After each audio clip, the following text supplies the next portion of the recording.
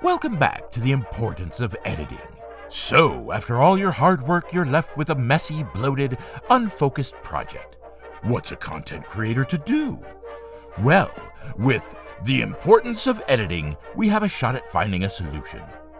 We've viewed the 7-minute 58-second edited version, so now let's take a look at the version that runs only slightly longer. Sit back, relax, and let's take a look at the unedited video. The 1 hour, 18-minute, 41-second unedited video.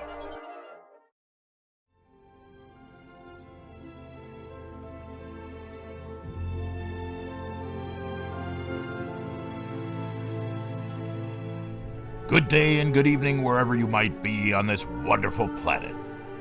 I'd first like to apologize for the delay. It's been an interesting couple of months, and to be honest, I don't know if anyone even cares at this point, but I promised a final episode, and here it is. Enjoy.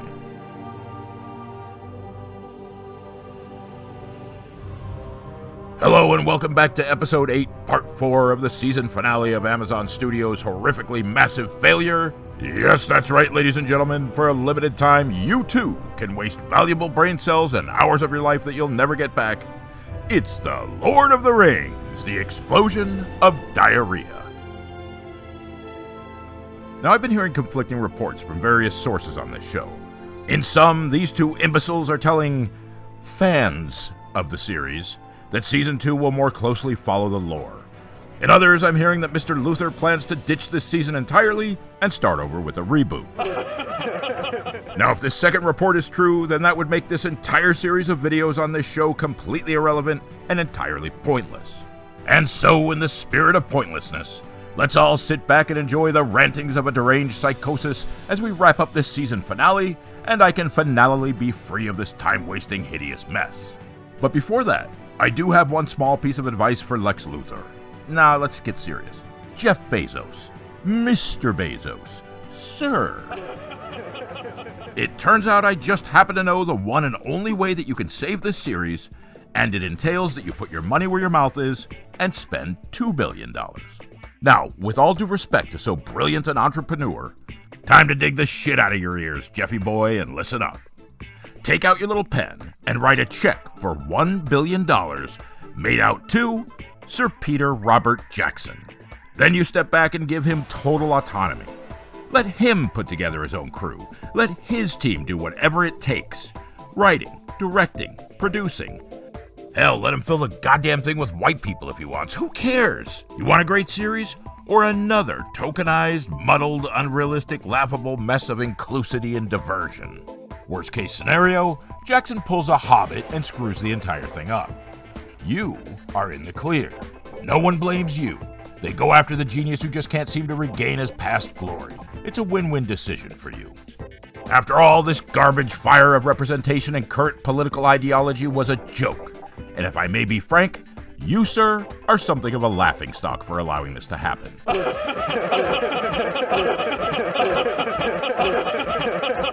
Hiring Peter Jackson and giving him free rein is the only way that I, and many others like me, will stop tearing your show to pieces and give you the accolades that you so crave. And with that distasteful yet necessary bit of business out of the way, let's get back to it. This final video on this final section of this final episode features High King Gilgalad, Celebrimbor, Halliburton, Delrond Half-Elf, and of course, the reason behind my hour-and-a-half long morning showers.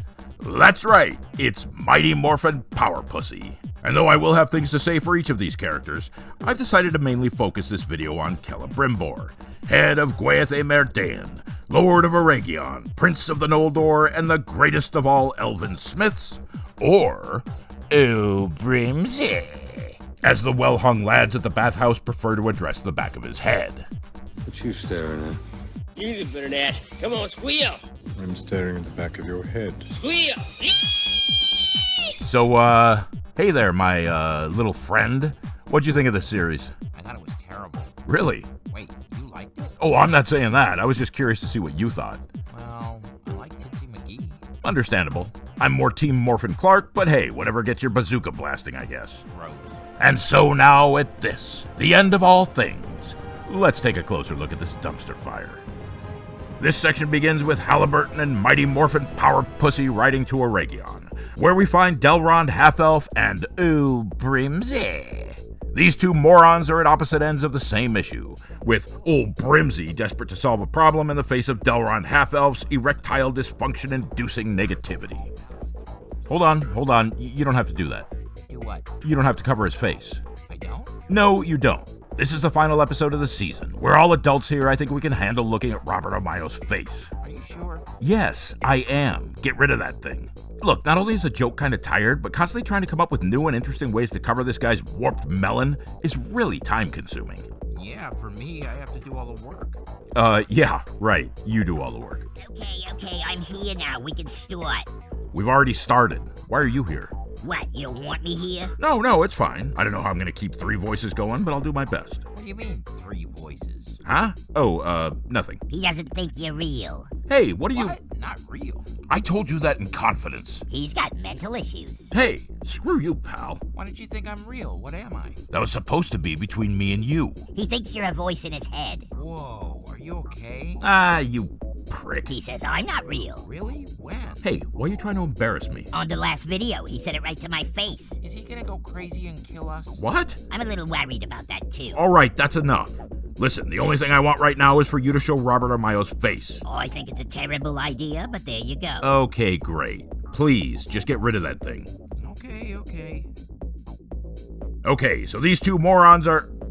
Wait, that's not Robert Armayo. What? That is not Robert Armayo. I don't know who this guy is, but he's too damn handsome to be Robert Armayo. That's Rocky Dennis, you insensitive bastard. What, is that supposed to mean something? Change it. Okay, I like it. I get the joke, but Robert Armayo's head is not a literal black hole. No, we are not doing that again. Okay, this is a picture of Brie Larson's foot, and we won't be putting this over his face for the entire video. Aww. What, are you gonna animate her toes to wiggle around every time he talks? No, come on. Wait, how did you know it was Brie Larson's foot? What? I had a whole thing planned. Well, I don't You're know. pretty familiar with Brie Larson's feet, then? Why are you trying to... Just do one more. Now, just a So second. you're one of those creepy little foot weirdos, huh? Hold The on. next one's really good. Wait a second. Oh, I can think of nicer feet to fetishize over. Wait. Please. Okay, hold on just You a imagine sucking on those crooked toes while you're playing with yourself? Okay, stop. You, leave me alone about my issue with worshiping Brie Larson's fucked up feet. And you, I'm happy you came up with some bits, but come on. How much longer are you gonna drag this out? I want to be through with this as fast as possible. You didn't tell him? What? No, it was supposed to be a surprise. What? A kinda series end sort of thing? Yeah. Okay, hold on. You might as well get comfortable. Hold on. What are you talking about? Don't tell him. You'll see. Wait. How in the hell are you two talking behind my back? That doesn't even make sense. You're the one who stopped taking your lithium. All right, that's enough. You, shut up. And you, Robert Armayo, face now. Okay. Seriously, you just can't stop taking your antipsychotics like that. It could be dangerous. Leave me alone. I know what I'm doing. Is that like a personal attack or something? Okay, I think I can work with this. Hold on, let me just get my pants off. No. Look. Okay, Robert Armayo's face, come on. Oh, Holy yes, God, yes, get rid of it. yes, Make it yes. stop. Get it away. Jesus Christ. Well, now this is much nicer to look at. But seriously, did you get it out of your system? Yes. And you, are you done giving medical advice? Yes. Okay, ladies and gentlemen, hold on to your hats. And if you have small children in the room, please remove them. Prolonged exposure to Robert Armayo's ugly mug can lead to sleeplessness and nausea, Anxiety and depression. and a lifetime of expensive psychotherapy. What the fuck? Did you guys practice that? Wait, what am I saying? I'm the only person in this room. Wait, what? See, I told ya. I thought you were joking. All right, enough. No more fucking around. I've got a life to get back to. Let's get this train moving, please. Can't get to the train wreck if we're not moving. Exactly. Thank you. You're welcome. Okay, so here's old Brimsy desperate to work out a solution. If only there was some way of doing more with less. In the terrifying face of Delrond Half-Elf's negativity. We must inform the High King of our failure. Okay, fine.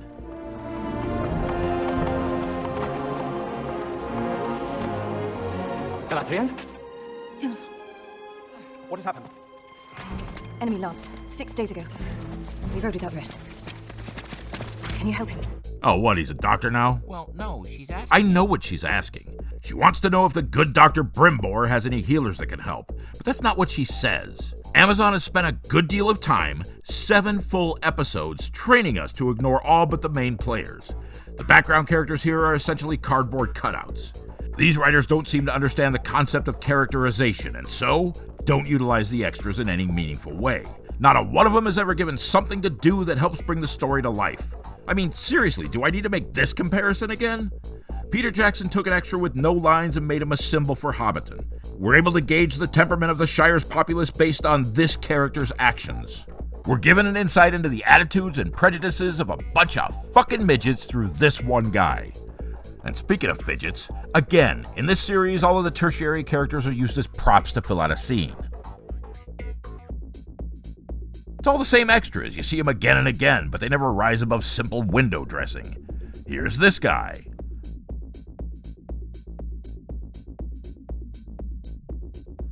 And this guy.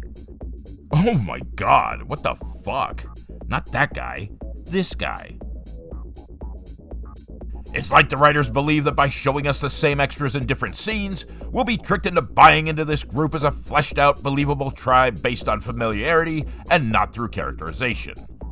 In the Harfoot section, we get basic traits for these 8 players alone. These are the only Harfoots who are given something to do, and I don't even know if these 2 have names. Alright, I'm done with the Harfoots, only to say that the writers of this series have done such an excellent job of showing us that the background characters don't matter, that when power pussy ass old celery face. Can you help him? My first reaction to this was, isn't he a smith? How's he supposed to help? It only took a moment to get back with the program, but still, the fact that this was my knee-jerk reaction is an issue. Okay, perhaps this is a me problem. Let's get back to it. I think that was a you problem. Shut up. Come, we have much to discuss. Okay, this is excellent. In fantasy fiction, some of the most satisfying and memorable moments are the coming together of storylines. When 2 heroes finally meet, and the writer finds a way to add extra depth to the story by having them share their adventures. A good writer won't make it a boring point-by-point list of what we've already read, but will find a new angle to make these exploits fresh and interesting, such as in Terry Brooks' Shannara series, the excellent Dark Tower series by Stephen King, or Robert Jordan's frustrating yet brilliant Wheel of Time series. So finally, on this, my all-time favorite television series of all timely time, we get this moment.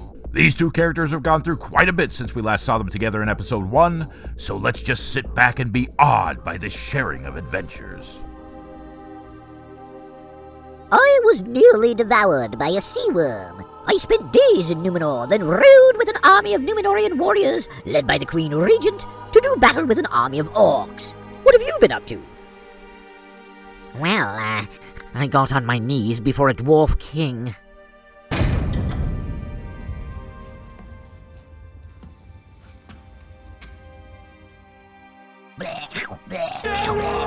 Okay, stop. You know what? What? That was actually better than what Amazon gave us. Thanks. I mean, at least something happened. But now that I think about it, how you were able to do this without my knowledge is actually a little concerning. Seriously? Seriously. It could only mean I must have blacked out when I put this together. Unbelievable. Maybe I should see a doctor. Hey, don't sit there shaking your head at me. Play the scene, please.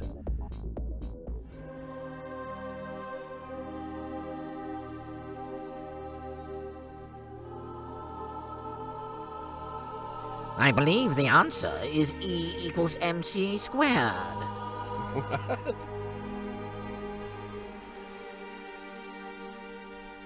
I love buddies. And I love unicorns as well. I love frilly dresses and hats. Yes, I see where this is going. And puppies and kittens dancing under rainbows. But you are a man. You must think for me. Oh, you slut. Give it a squeeze. I wish I had a brain. Okay, so I guess Power Pussy's a complete idiot. You know, this reeks of your influence. Me? Yes, you. He's a nice kid. He doesn't think women are stupid, like you. I don't think women are stupid. Well, that makes 2 of us. I know they're stupid. All right, stop that. Ladies and gentlemen, especially the ladies in the audience, I apologize for this idiot. He always takes the joke too far. He calls me an idiot, but he says he's doing my voice. Shut up. I happen to know, based on viewership and previous comments, that the women in the audience are extremely intelligent. Yeah, right. Shut up. You've expressed yourselves eloquently, and none of you deserve this kind of arrogant bigotry. Keep sucking up to him. Shut up. I myself don't hold to this moron's beliefs. That's good, suck boy. Shut up. You see, he said, you are stupid. And I said, you are smart. You think they understood you? Of course not. Anyway, since it looks like we're not going to get to watch this scene, spoiler alert. There's no coming together of storylines. Matter of fact, it happens off screen, and the only dialogue we do get is old Puss here, telling this sideshow freak why she jumped into the ocean. Great. Moving on. And so, exactly as expected, the writers here are showing yet another blind spot. Earlier, I said a good writer will find a way to rehash previous storylines by making them fresh and interesting. You know what inexperienced, unqualified, talentless writers do? They either ignore the issue or have it happen off screen. And before anyone says that they only have so much time to work with, I would like to say, you are correct. It is a matter of limited time. And since this is the issue, why force unnecessary stories into an episode as important as the season finale? You know what? Who cares? Let's quickly discuss a much larger issue. So something happened way back in episode 3 that quietly took over the entire story. And that was the introduction of Numenor. And this quickly became the most important plotline of the season, more for what they don't say than what they do. I'll go a little deeper into this later, but for now, let's stick with Numenor as it relates to this scene. Okay, as previously stated in other vids, I am no lore master, but as far as I know, Delrond Half-Elf had a brother, Elros Half-Human. At some point in the timeline, and for some reason that escapes me, High King Gil-galad gave these two assholes a choice. He could bestow upon them to live out the rest of their lives as either elf or human. Delrond Half-Elf chose to live as an elf, I wish I knew how to quit you. while Elros Half-Human chose to live as a human. Oh, for fuck's sake, turn that off! Jesus, man, you trying to make me puke? Wow, okay. You know what? Maybe you're real and I'm just a figment of your imagination, because I wouldn't have been physically capable of putting that montage together without throwing up. What are you trying to say? I don't know, maybe you wear your boxers on backwards. What? Homophobe. How is it homophobic for a straight guy to choose not to watch gay porn? It's got nothing to do with choice and everything to do with your anger at the idea. I'm not angry. I just don't want to look at it. And leave the kid alone. He worked hard on this video. Oh, really? He worked hard. Right. Don't start up with your mental issues again. Shut up. Anyway, so Gil-galad grants that Delrond Half-Elf live as an elf and Elros Half-Human live as a human, okay? Whatever. Sure thing, Dr. Freud. Anyway, the information we didn't get to see Power Pussy deliver to Delrond Half-Elf was important because Elros Half-Human went on to become the first king of Numenor. The same Numenor that eventually turned their backs on the elves. So Delrond Half-Elf is directly tied to Numenor by virtue of his dead brother. And the revelation that Power Pussy was there, met its people, its Queen Regent, trained its soldiers, was shown a Palantir, saw a portent of its future, rode to war, was given a promise by its Queen Regent to return to fight in force. All of this information was apparently delivered off screen, and seeing the Delrond Half-Elf's reaction to this was deemed not important enough to comment on, feels really cheap and inept. And before anyone says that maybe Amazon changed the lore, Your Honor, I submit. Season 1, Episode 3. You didn't say the Hall of Law was assembled by Elros himself. It is rather remarkable. Of course. You knew Elros. An uncommon spirit. But I was always closer with his brother. Remarkable. And so, much how like the writers treated this scene, let's just say fuck it and move on to a far more important scene. Remarkable. Remarkable. Remarkable. Remarkable. Remarkable. Remarkable. Remarkable. Remarkable. Thank you. Anytime there, sugar tits. Anyway, it's the scene we've all been hungering for. What future generations will surely deem the most important event in television history. It's the long-awaited first meeting of Halliburton and Old Brimsey.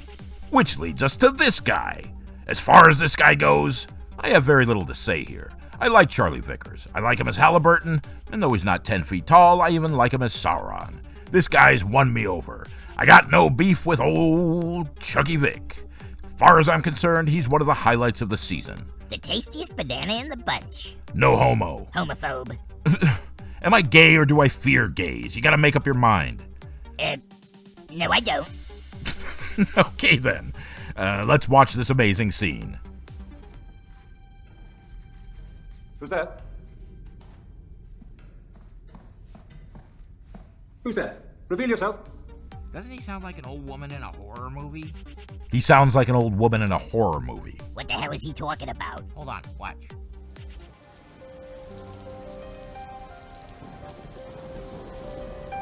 Who's that?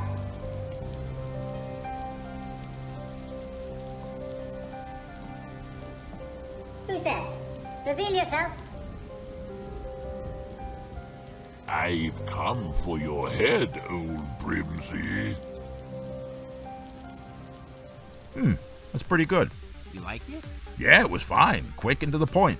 Appropriate use of Dutch angles as well. Absolutely. Now let's watch the scene. Celebrimbo.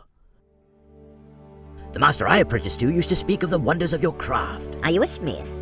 No, Halliburton. 'Twas my father's name. I don't think I know anyone named Smith. Actually, I meant to These say... gems are splendid. What are they for? Oh, those are the High King's nipple rings. He likes to tug on them while I toss him off. Does he? Well, he is British. This is strange. What is it? It's a suppository. What's a suppository? It's a thing that you rectally insert. What for? For the joy of it, dear boy. You push it into your soft, pink anus. Okay, that's good. What was that? That was a little different than I remembered. You didn't like it? Well, yeah, I laughed, didn't I? It was good. But can we see the pertinent scene, okay? I'm trying to make a point. This is a peculiar ore. What is it? Not enough. Have you tried combining it with other ores to better stretch it out? Couldn't the right alloy also amplify those qualities? Amplify? Might there not be some alloy to amplify the qualities of your ore? Well, that is an intriguing suggestion. Okay, so old Dr. Brimbor, the greatest of all elven smiths, never once even considered combining the mithril with another ore. It never occurred to this genius that this might enhance the mithril's magicalness. I'm sorry, but wasn't it just a few minutes ago that he flat out said these words? Only there was some way of doing more with less. And the very simple and obvious solution of combining ores didn't just pop into his head? Wow, what a greatest of all elven smiths he turned out to be. I'll give the Amazon writers their due praise. At least they're consistent. Consistently stupid. And next up, we bear witness to a meeting between High King Gilgalad, Old Doc Brimsy, Delrond Half-Elf, and Mighty Morphin Power Pussy as they discuss the fate of the elves. Which leads us to Benjamin Walker as the High King. This character has been sparsely used, and this is to the good. Apart from one stupid scene, the writers haven't had much of a chance to assassinate his character. He's portrayed here as regal and stern. 3 months. I am owed that much. You are owed nothing. He's wise and cautious. You would place all that power upon the brow of one being? Not just any one being, High King. You. Perilous are these whisperings. And readily shows his displeasure. Sometimes the perilous path is the only path. I would not be standing here otherwise. You should not be standing here at all. Benjamin Walker does a fine job in the role. Alright, back to old celery dick.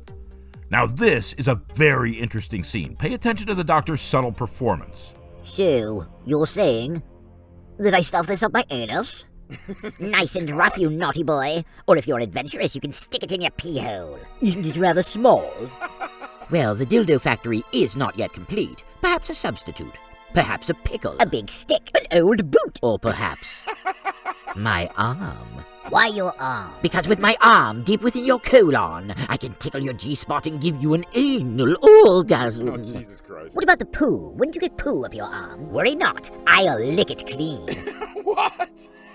My pecker is ever so plump. I could strap one on and do you. Why is this dickless Quim speaking? Look, High King, I have a whole nest of gerbils back at my place. I was promised a ferret. Oh, ferrets are so first age. Get with the times. How dare you? I was promised a ferret. A long, squirming ferret stuffed ever so forcefully up my shit pipe. Okay. Wow. Hey, nice job on the ferret sequence. Thanks. Do homos really stuff ferrets up their asses? I'm gonna pretend that you didn't just ask that. And can we please just watch the scene? The scene where Doc Brimsey loses it in front of the king. The king who was cautious enough to question the idea of one being wielding too much power. Okay.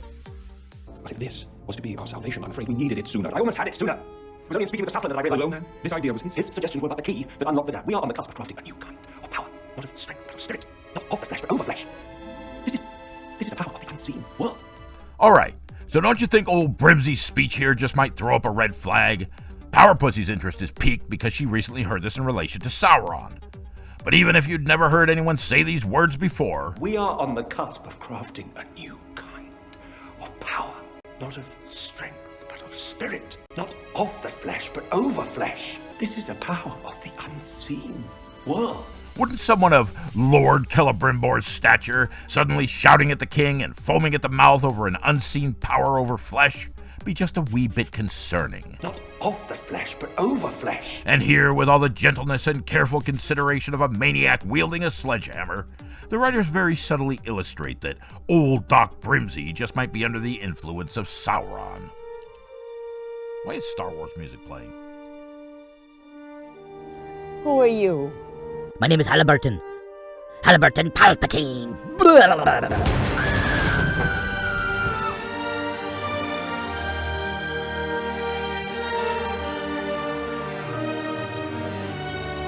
Alright, enough of that. Like I said, it's very subtle. Those words. Power over flesh. Where did you hear them? I was conferring with my smiths, I think. I believe those are my words. Was Halbrand with you? What does it matter? It's over. Wow, really subtle. You can barely make out the subtext. This is a power of the unseen world. I am sorry, Lord Celebrimbor. Perhaps once we get to Cancun, you can experiment on reanimating some rotting corpses or practicing cannibalism or something fun like that. Well, at least the writers were deft and avoided the heavy-handed approach. Those words. Power over flesh. Where did you hear them? Fuck off, pussy face! I'll control their flesh. Oh, yes. I'll control their soft, fleshy boy buttocks. Ooh, the starfish! The puckered pink starfish! Alright, put your goddamn rainbow flag away and let's get back to this. You keep waving that rainbow flag, kid. I don't even have a rainbow flag. Keep it that way. Can we move on? Homophobe. Shut up. So you don't like any of it? Why are you so needy all of a sudden? Yes, I like it. It's all very funny. Extremely inappropriate and bordering on childishly stupid, but yes, it's funny. Good work. Well, thanks, I guess. You know what? I love it. Matter of fact, don't hold back. Show me what you got. Really? Yep. Okay, so this rather interesting scene shows Delron Half-Elf confronting the High King over the time needed to solve the mithril problem. Which leads me to wonder, what about this mithril? I know that this isn't close to the vast amount they think they need, but I've also been led to believe that in their current situation, more is a better outcome than less. So why not just scratch this mithril out of the wall? It's not a whole lot, but it certainly would have doubled or tripled the little nugget Delron Half-Elf was given. Who cares? Let's watch. High King, I desperately want to ass rape your dead grandmother. Oh, Delron Half-Elf, you're ever so naughty. Nope. Next. High King, I wish to lick and suckle at your gritty bunghole. Oh, yes, Delron Half-Elf. I'll squeeze a turd right into your... Nope. Next. High King, my testicles are filled with worms. No. Jesus, man. How many of these did you make? Keep going. All right. Oh, High King, my blood-hemorrhaging anus awaits your manly girth. No. Look, I changed my mind. Please hold back. There's just one more. Play the whole thing. All right. Last chance. High King, wait. Listen, High King. Don't you presume to give me orders, Delron Half-Elf. I apologize, High King. I'm warning you, Delron Half-Elf. I'm sorry, High King. I don't understand. Once more, Delron Half-Elf. Just once more. You tell me to do that and I'll... But High King, I don't... Enough! I am the king. Do you think I have time for that? But High King, I don't have time to go gallivanting about the hillside. I'm sorry, High King. I shan't. I don't even own a pair of boots. And what would it look like were I to go hiking about the hillside, as you seem to insist? Oh, you fucking dumbass. Stop. Who's on first? What's on second? What are you laughing at? That was awful. I changed my mind again. Let's go back to guys stuffing things up their asses. Okay, I'll do it. Here's the scene. I am sorry. Grant me 3 months. I'm owed that much. You are owed nothing. Then do it not out of recompense. Do it because I asked you. It is a fool's hope, Elrond. Merely that, nothing more. Hope is never mere. Not even when it is meager. Or have you forgotten your own counsel? Okay, first, apparently the king's final decision means nothing if you can just argue him into changing his mind. And second, is this really the way you'd go about getting him to change his mind? It is a fool's hope, Elrond. Hope is never mere. Not even when it is meager. Or have you forgotten your own counsel? Throwing the king's own words back into his face in this context is such a gotcha tactic. And let's be real, you can use another person's words to prove your point in a constructive, non-adversarial way. But what Delron Half-Elf just did was to one-up his king. Showing disrespect toward the monarchy seems to be a running theme in this series. Disrespect toward the Queen Regent. Disrespect toward a deposed king. Disrespect toward an elf king. He used Gil-galad's own words to manipulate him through humiliation to sway his decision. By telling the king, hope is never mere. Not even when it is meager. Delron Half-Elf might have actually complimented Gil-galad. He's just told the Hiking High King that his words were so powerful that Delron Half-Elf actually integrated them into his own worldview. And though the king might not want to hear it, this is a form of flattery. However, adding this statement, or have you forgotten your own counsel, is to tell the king that he's a forgetful fool, that his decisions carry little weight. Delron Half-Elf just told the king that he bested him. The obvious inference being that a king who's so easily bested might not have what it takes to be a king. In other words, it's a good way of getting your head cut off. This display of writing clearly shows Amazon's limitations. This dialogue is very much the way young females and effeminate males think. This is what passes for reason in the explosion of diarrhea writer's room. This writing is juvenile, shows a lack of life experience, shows little in the way of creativity, intelligence, or ability, and proves that these writers most likely use rumination syndrome as a method to achieve sexual gratification. Which leads us to the following scene, showing old Brimbor, MD, as a master of his craft. Okay, do your absolute worst. Oh, I will. Seriously, if my stomach doesn't start turning, I'm gonna feel cheated. Hold on to your hat. All right, let's do it. Make any sense? We used enough pressure to fuse the very heavens with the earth. It should have held this time. Patience. This is a journey. It may take time. Time? We don't have time. Perhaps that is enough for today. Perhaps we've been pushing ourselves too hard. Pushing ourselves too hard.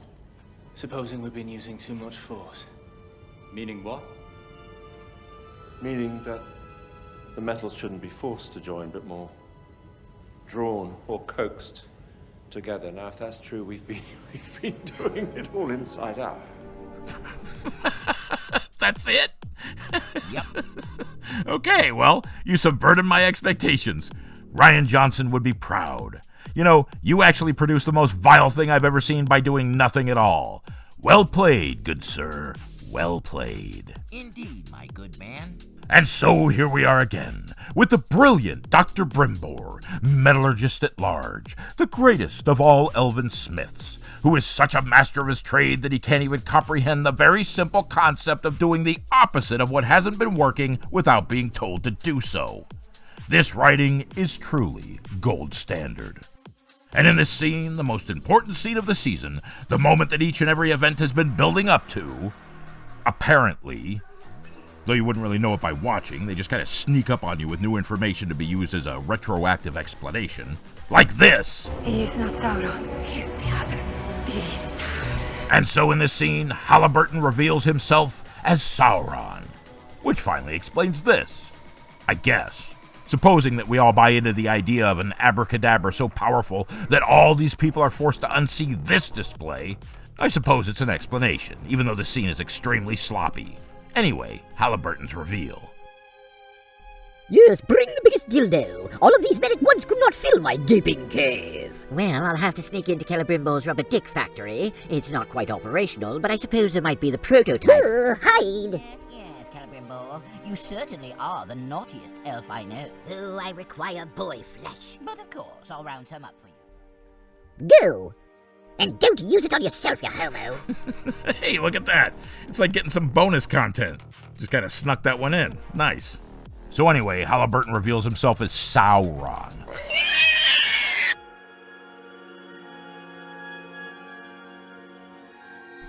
Galadriel, come quick. I want everyone to watch. While I stuff it up your bum. My bum? Yes, your bum. Should I have said butthole? But your prick is tiny. It's bloody average. My pinky toe is bigger. Then what the hell is it you want? What I want is to take a foamy bath in a tub filled with man-seed. God. A foamy bath? A foamy bath. A foamy bath? A foamy bath. A foamy bath? A foamy bath. A foamy bath? A foamy bath. Not a foamy bath? A foamy bath. What is this? Oh, you twisted slut. Feed me your menzies. You were not good enough for my women's blood. But you were good enough to gargle my diarrhea last night. Okay. Stop. With your fucking diarrhea. Hey, you asked for it. I did. Moving on. So this scene is just about the only truly interesting part of this series. It's the culmination of season 1, and it's loaded with mind-fucking, drama, and power pussy back in her see-through gown, which isn't so see-through here. I don't care what you two think.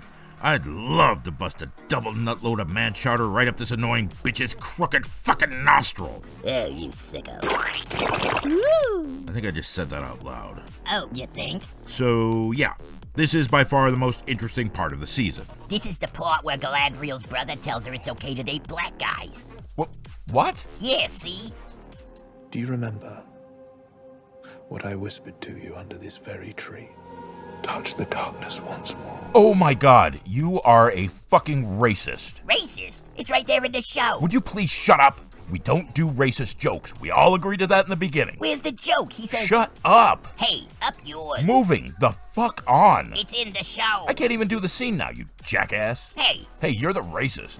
Drop dead. Racist? Nah. Hey, I'm sorry about that display. But in the light of this idiot's disgusting racism, we're gonna move on. And so much like in the way I covered Sadik Dice Godfrey's death scene, I'm just gonna gloss over this to show a different scene. Galadriel, stop. Elrond. It's Elrond. Prove it. Where did we first meet? Okay, first off, Robert Armayo, despite how I might feel about his disturbing genetics, is a fine actor. He's no Peter Sutcliffe or Ted Bundy, but he can act and he doesn't pull me out of the show. Oh, I can't believe you just said that with a straight face. Bravo! Shut up, I'm just barely keeping it together. And did I mention how handsome he is? Morfin Clark, whose actual name is Morfid, but at this point who gives a shit, is grating, cold, and bitchy. Now, I've never seen Morfin Clark in another role, so I can't be certain that she could pull off playing Galadriel written with an entirely different personality, but as far as pulling off goes, she's welcome at my home anytime. I would certainly have no qualms over giving this bitch a 4-digit, 2-knuckle backdoor Brenda, while simultaneously squirting her coos all up full of babies. Now, as much as I'd love to have her locked up in that clockwork orange contraption, jerking my creamy filling across her naked eyeballs... Hoping for a handhold in a tempest. There is a tempest in me. I welcome you to try. I have no need of your welcome. And you are quickly wearing out You know, yours. man, just once, it would be grand if you weren't right all the time. The truth is that I have no real way to gauge her acting abilities. I suppose I could sit down and watch her other movies, but I'm not a woman. And even though I could probably get a satisfying round or two of whack-a-mole out of these chick flicks, why in fuck would I subject myself to that? However, I like Morfin Clark just fine. She's cute, she seems genuine in interviews, and she's a credible actress who I'd love to direct someday. I don't think she'd appear in the type of movies you make. Yeah, you're probably right. However, if the consequences of our working together meant that she would be limping away with a size 8 bunghole, well, I say so be it. We all bleed for our art. I couldn't help but notice you had a little trouble sitting down here. Did you get a backdoor delivery you weren't expecting? That being said, this scene is completely fucking stupid. Where did we first meet? Seaside, when I was first orphaned. I was alone, a young half-elven boy without friend or kin.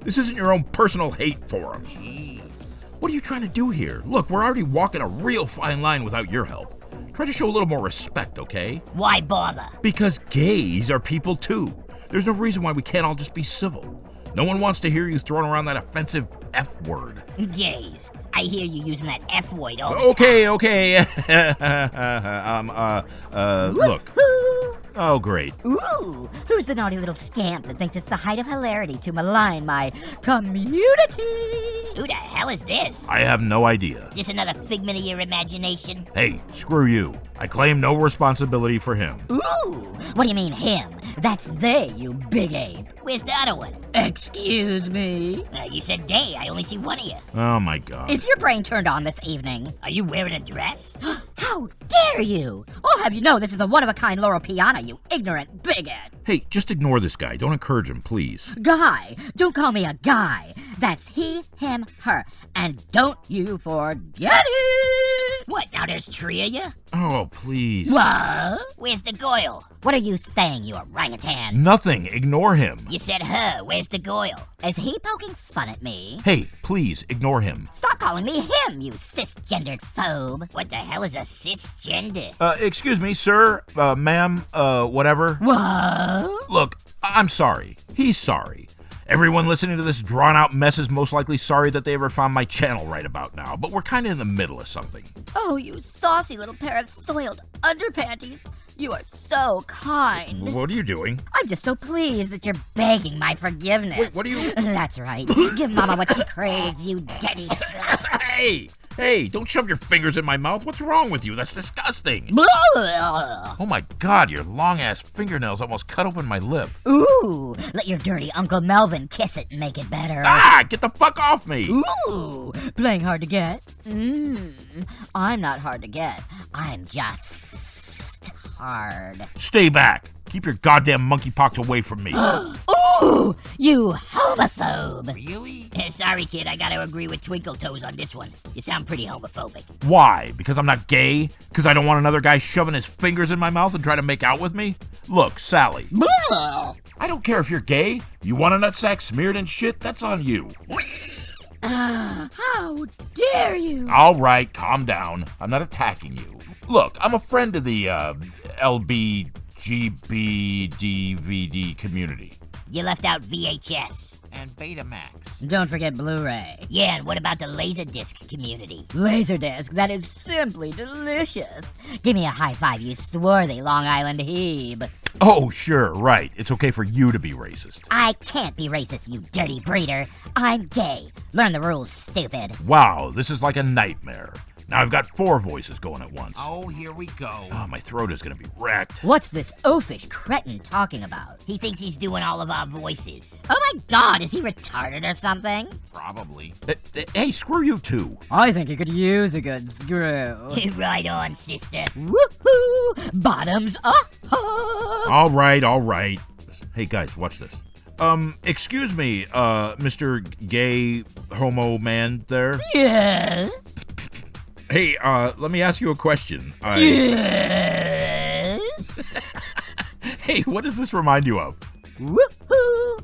Oh, this scene is deliciously reminiscent of my life's proudest moment. It was when I stood erect beneath the bright stage lighting and accepted my award for most stomach-churning bukkake scene in an all-male adult film back in 2011. How did you know he'd say that? I didn't. I had a full belly that day, I can tell you. Yummy yums. I mean, I knew it'd be something stupid, but not what. Ooh, just thinking about it is making my juicy little boy pussy quiver. So you recognized, they from your stack of gay porn movies? No, I don't have a stack of gay porn movies, you idiot. No, look, how could I have known he'd say something so dumb? I'm trying to show you that he's not real. What in the... Not real? Are you denying my existence? Yes, I am. For once, it's perfectly valid to say that, yes, I am denying your existence. You monster! I deny your existence. You were a figment of my imagination.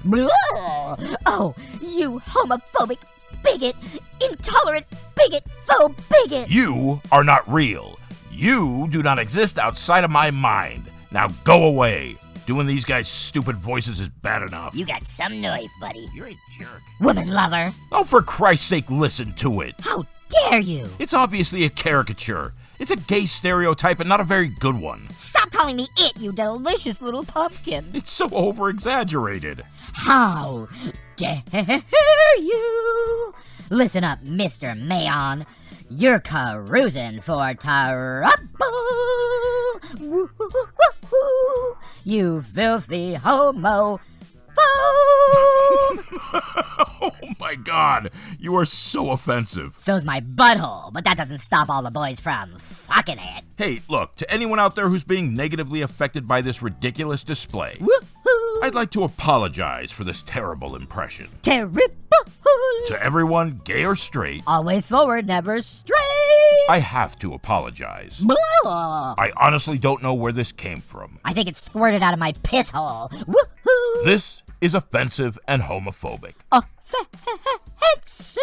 This is unacceptable. It's a big no-no. And I truly, truly apologize for this. Oh, girlfriend, leave the asshole sucking to me. Woohoo! There's no excuse for this kind of behavior. Ooh, watch me suck on my own cock. And I will do everything within my own power to make sure this sort of thing never happens again. Blah! Smell my fingers. No, thank you.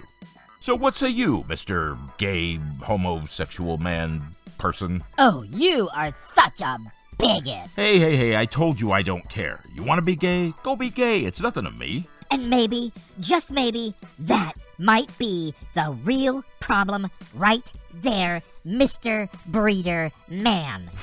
What? Just listen to yourself. I don't care. Do what you want. You ever think that might be the problem? Wait, hold on. Wait just a second.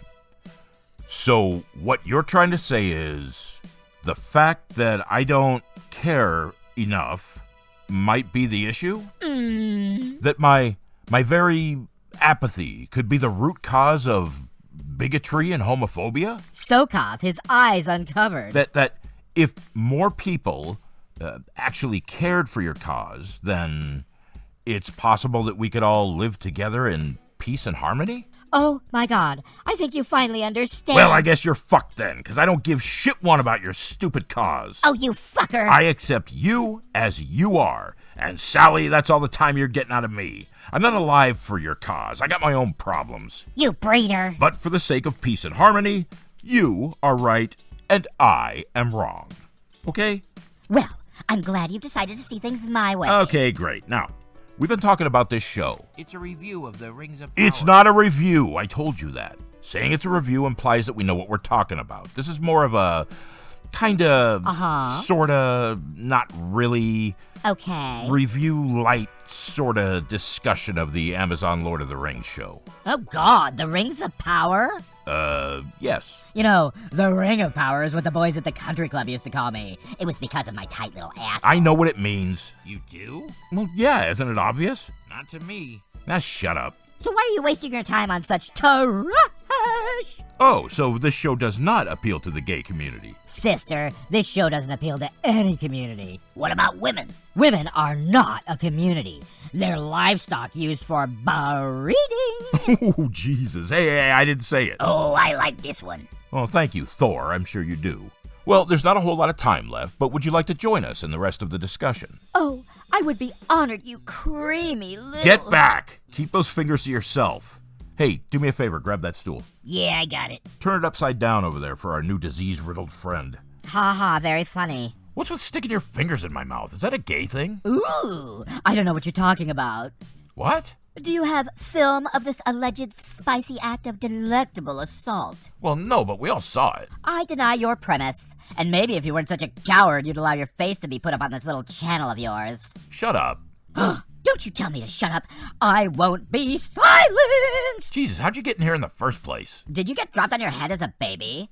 I'm not really a delectable little bit of sugar and applesauce. Oh, right. Okay.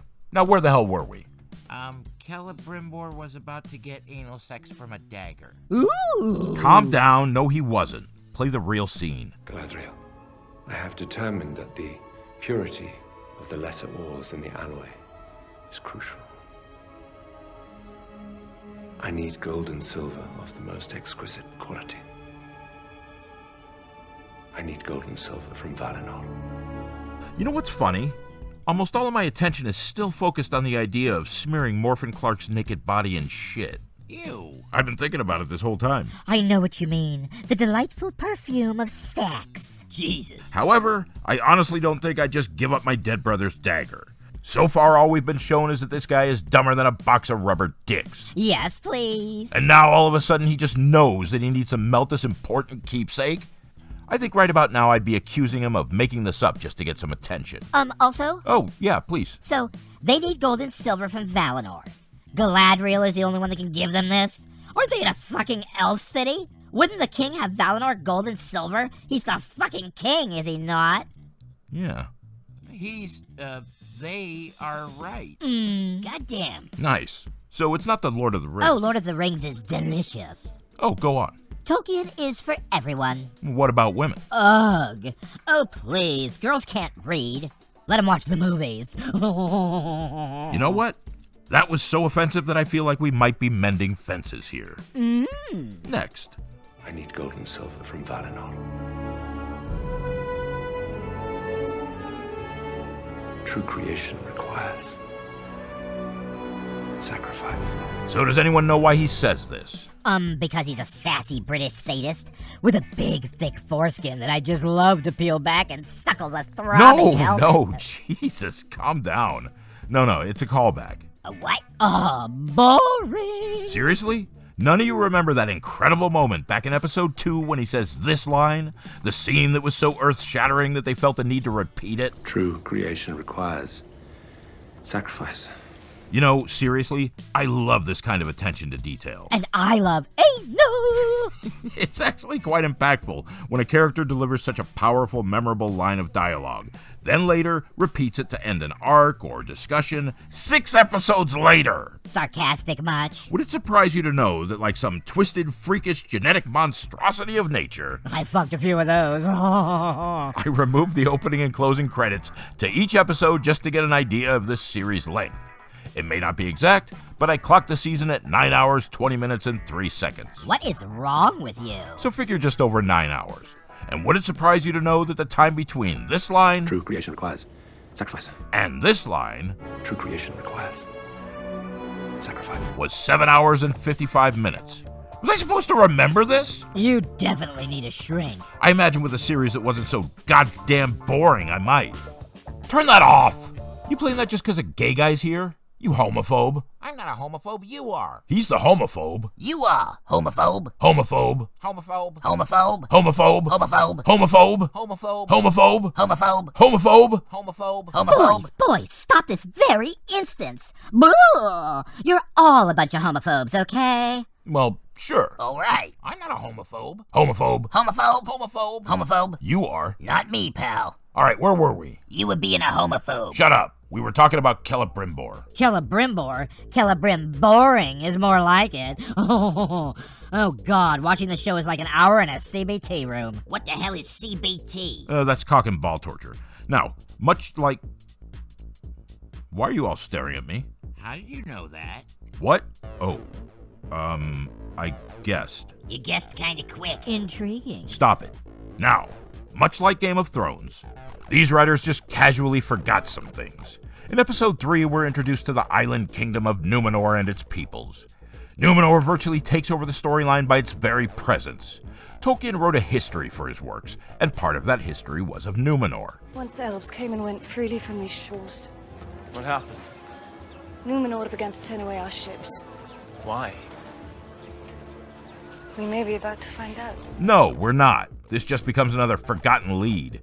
In 6 episodes, that's just over 6 hours of content, not one person addresses this issue. Well, maybe they're saving the explanation for season 2. Oh, yeah, right. Maybe that's it. But do you believe it? Well, it's possible that, no. Yeah, me either. There's a pretty high level of importance placed onto the events of this story. Uh-oh, Power Pussy's in Numenor and they hate elves. Power Pussy, oh Power God. Pussy fails to convince them to fight. Jesus. The elf tree pisses petals, so they fight. Power Pussy rides to a Rhaegon where Brimsy, High King Gilgalad, and Delrond Half-Elf must all learn of her recent adventures. Stop calling her Power Pussy, you naughty boy. But it happens off-screen and not one person comments on this amazing series of events. we don't get to see Gil-galad's reaction. Jesus, he makes a comment on the Mountain of Fire, which means that the Amazon Studios writers thought that a quick reference in passing to Mount Doom carried more weight than showing us his look of stunned silence or even mild curiosity at the story of Power Pussy's adventures in Numenor. Enough with the Power Pussy, please. They decided that a gigantic stone was more interesting than the complexities of Numenor, its history, and the reason for its current state of affairs in all of Arda. Nerd! And what about Delron Half-Elf? Ooh. Delron Half-Elf is directly tied to Numenor by his brother. I'll be the creamy peanut butter in that, Sammy. So what? He just doesn't care? Not one of these three Mongos finds this the least bit interesting? Offensive! The point is that these writers set this up as a very serious turn of events, but then they just gloss over it. And why do they gloss over it? So that we can spend 7 minutes and 43 seconds catching up with Titsy McGee, Old Blind Muriel, and Elendil the Numenorian. Wait, the elf? What? No, not Elendil the elf, the other one. Ooh! Woohoo! I think there was a more important story to tell in this season finale. I think seeing the High King's reaction to Pussy's news would have been interesting and, more importantly, informative to the story. Hey, you remember just how much information you can convey without speaking a single word? If you have any talent, that is. So what would Gil-galad say to this news? It wouldn't matter if he was shocked, unmoved, or angrily dismissive. Any one of these reactions would inform the story of the elves as a whole. Speaking of holes, watching this show is like getting FF when you don't expect it. FF? Oh, that's fist fucking.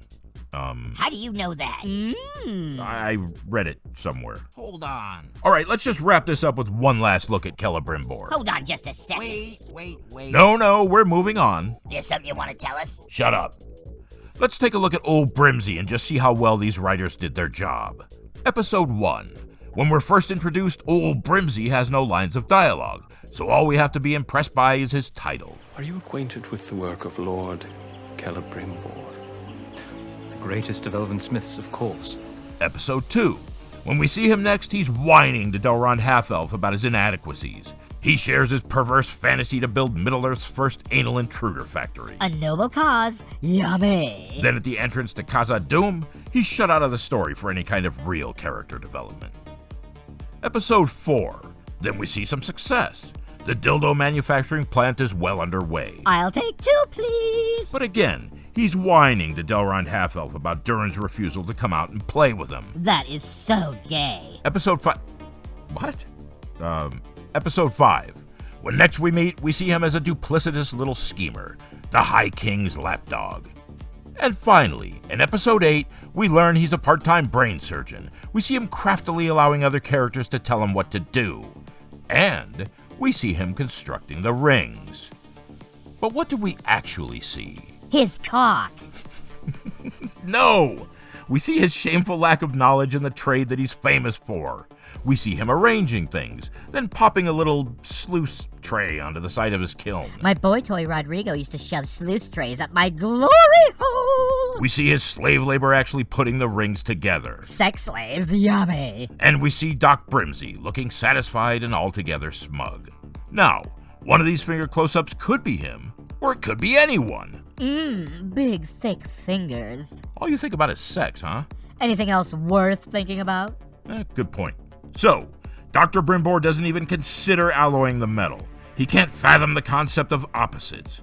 He's weak-minded, whiny, confused, filled with self-doubt.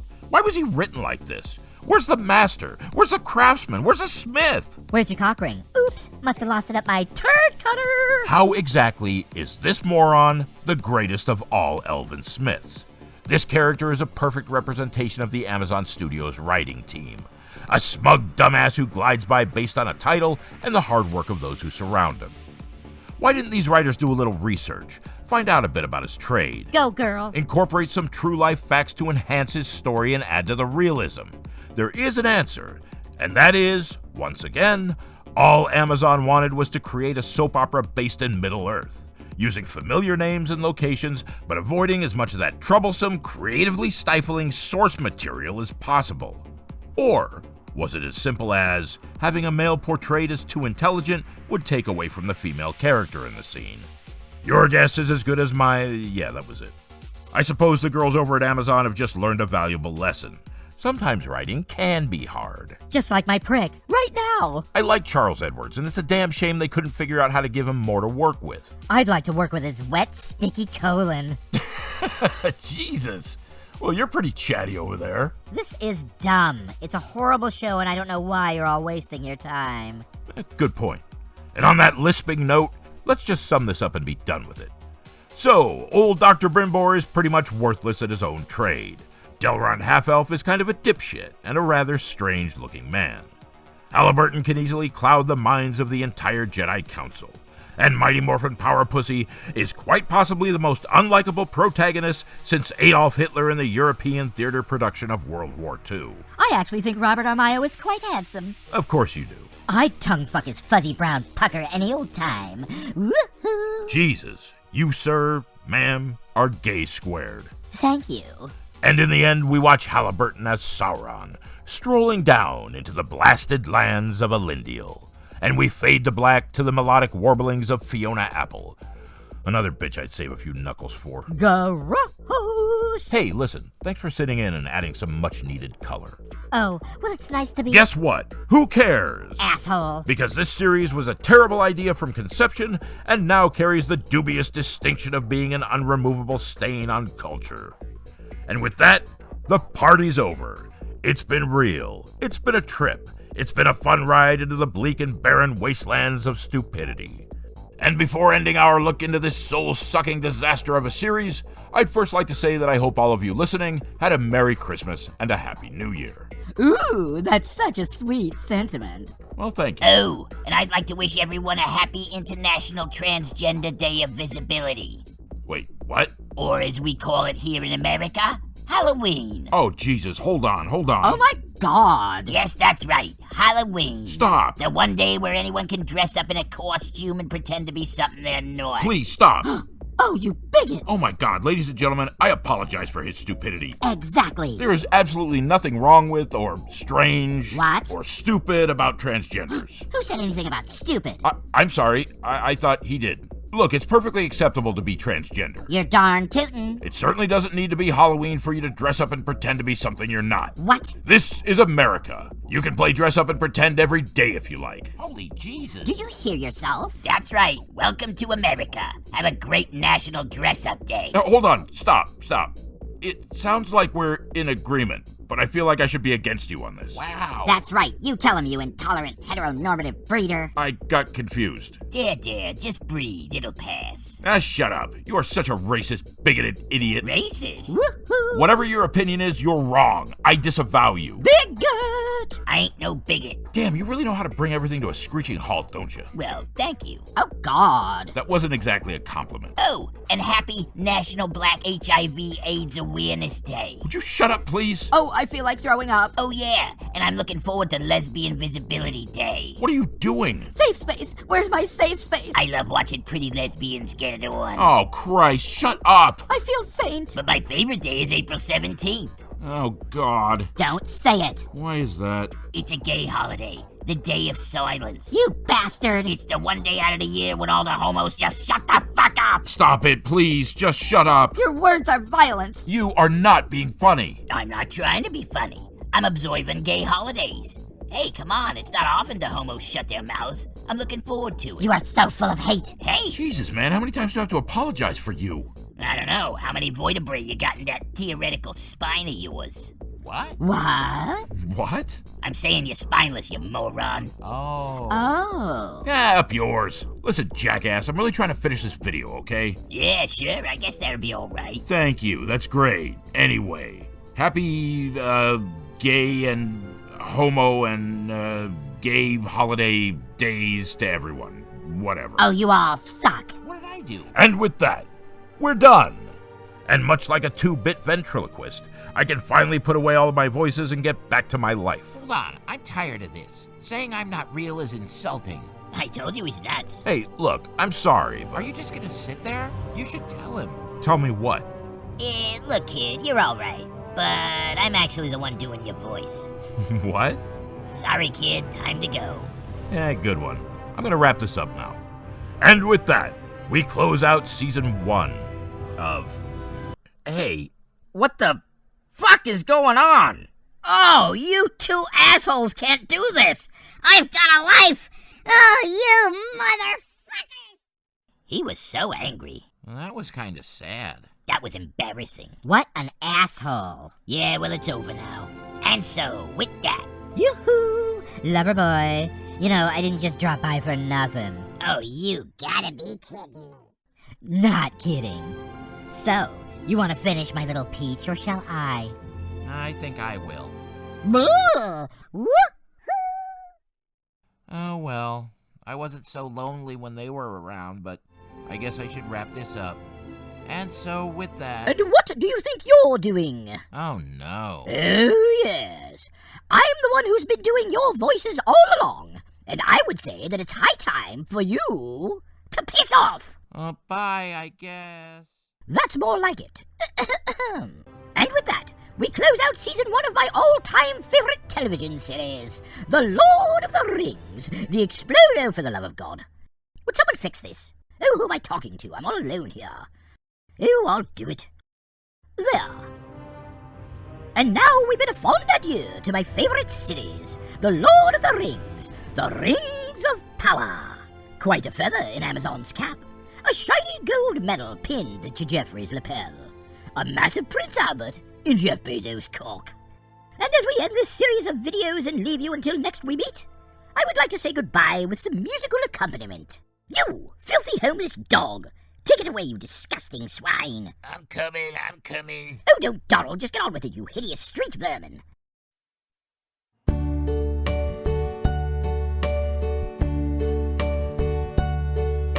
And the end is near, and so I face the battle curtain.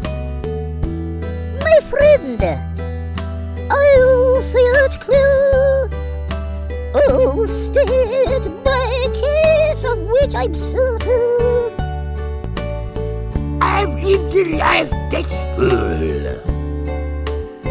I've traveled each and every highway, and more, much more than this. And it me.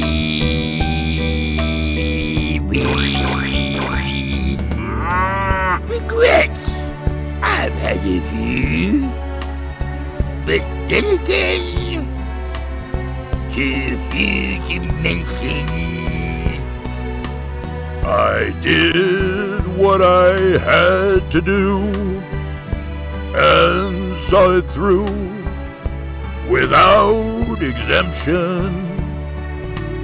I planned each charted course, each careful step along the byway, and the more, much more than this, I did it me.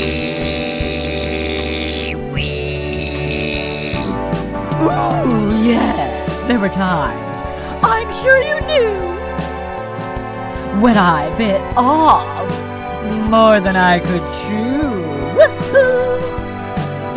But through it all, when there was guilt, I ate it up, and I spit it out. I finished it all, and I stood tall, and did it me.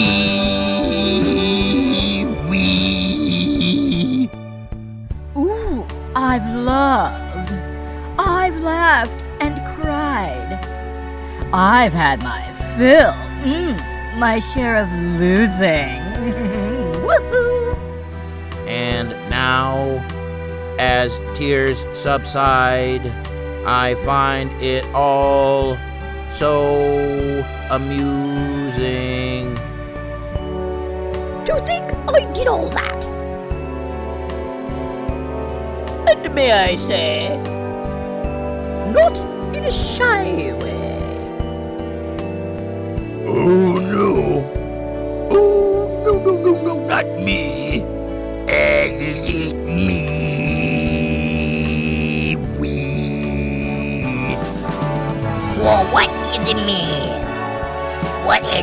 what? If not himself, then he has not to say the things he truly feels, and not the voice of one who kneels. The record shows I took my blues, and did it me weak.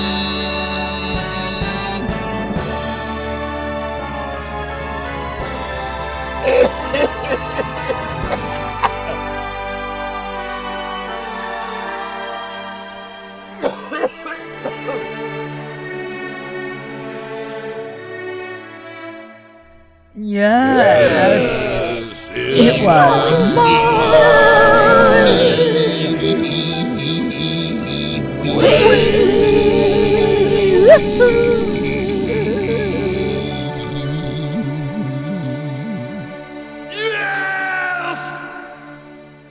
I like it. Could I have $1? How dare you! Be gone, vile gutter filth! Yeah, it's not like I asked to see your little tiny titties. I just asked for $1. Oh, you just can't find good help these days. Here, what's this? It says, and now for an update.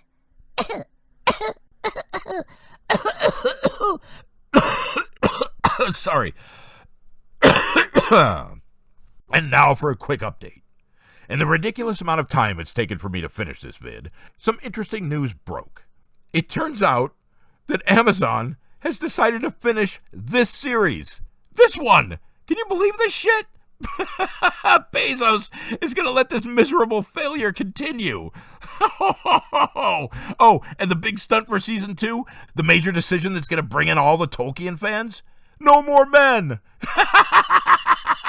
Only female directors! Oh my god! This is gonna be a train wreck! Thank you, Jeff Bezos! Thank you for showing all of us poor folk that even complete morons can become billionaires!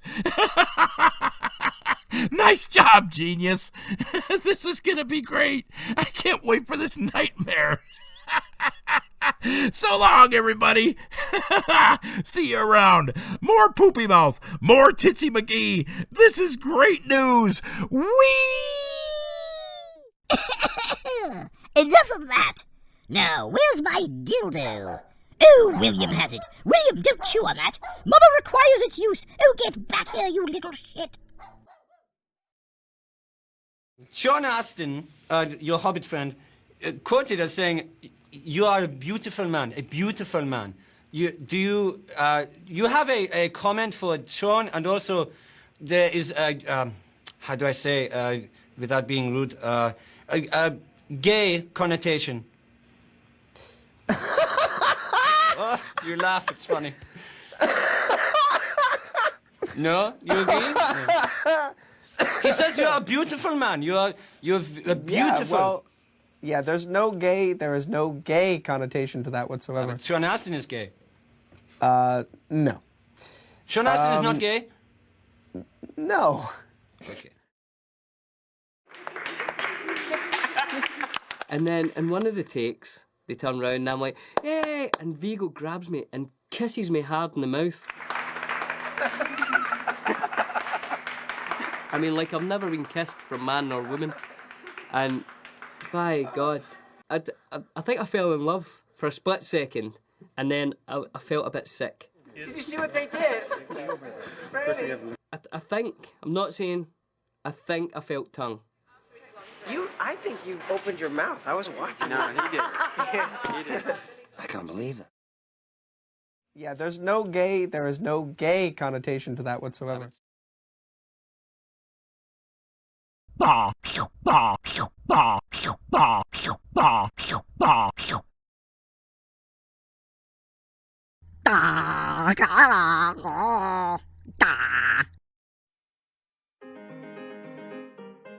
So what's our takeaway here? What have we learned?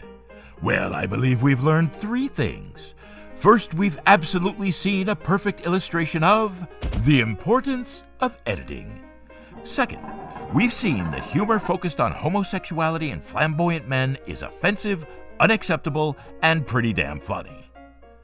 And third, I believe that I've shown, when conflicted between uploading the edited and unedited versions of a video, I did a pretty decent job of dragging out a simple 17-minute video into a 2-part, 1 hour and 25-minute convoluted mess and release it under the guise of some half-assed bullshit instructional video on the importance of editing, when it really just should have been a shorter project released months ago. And with that, I would truly like to thank every one of my viewers from the bottom of my heart for coming along with me on this ridiculous venture. A special thanks goes to my one and only Patreon supporter. Jay, it's been nice getting to know you over the last months. Thanks for your advice and your patience when it must have seemed like you were paying me to produce nothing. Thanks for your support. And I'd like to also thank Billy Bob Al-Hashim for the PayPal donation. You helped out a brother in need, and I really appreciate it. And I'd also like to thank all of you who gave support and engagement. Rush Pabst, Maria Isabella, Wolfgang Krenak, Novus Renaissance, and Maria Isabella. An awesome person who gets the joke. Along with so many others who commented and subbed and helped break that 500 mark. This channel would be pretty lonely without all of you. Thank you. Well, this really has been a trip, and I've been happy to entertain. And Rush, thanks for your insight on that video clip I sent you. It's good advice, and I'm looking into it.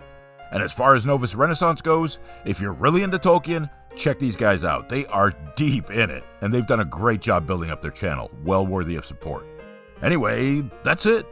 The Rings of Power train ride has reached its final destination. For now. Thanks again for watching, and I hope you all have a great night. And with that,